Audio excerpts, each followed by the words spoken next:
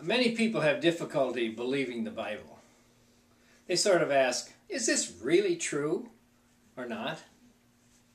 And we need to remember that the Bible is not one book. It's many books bound in one volume. It's not one type of literature. It's history, it's poetry, it's prophecy, it's law, it's philosophy, biography, and moral and ethical instructions. So let's switch questions a little bit. Can the Bible come true? Well, today's reading refers back to Isaiah 61. I'm going to read a part of it that's our message for today.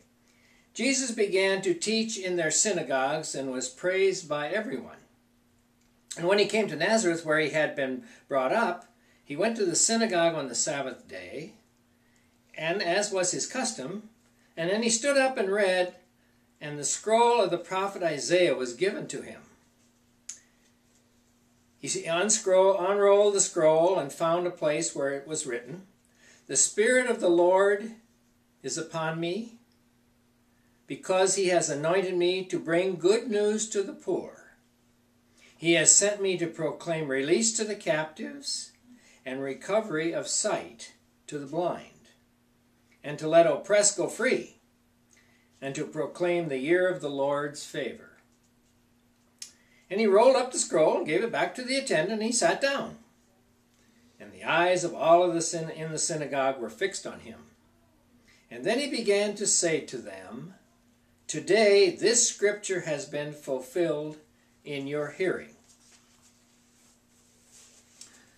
So today's reading refers back to Isaiah in the Old Testament. The Bible message comes true when its truth finds expression in and through the lives of people. That's the bottom line.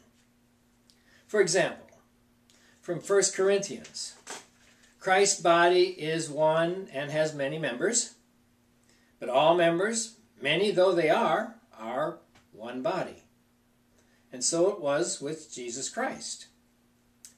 It was in one Spirit, all of us, whether be Jew or Greek, slave or free, whether we were baptized, all were baptized into one body. It's true of the church, and it's true of the human family. We're all one in the love of God, one in the sacrifice of Christ, and one in our strength and our weaknesses, one in our needs.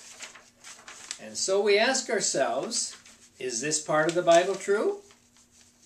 Well, it seems to me the obvious answer is yes. We are one, and a large part of the human misery is rooted in our rejection of that particular truth. And come and hear the rest of the story on Sunday.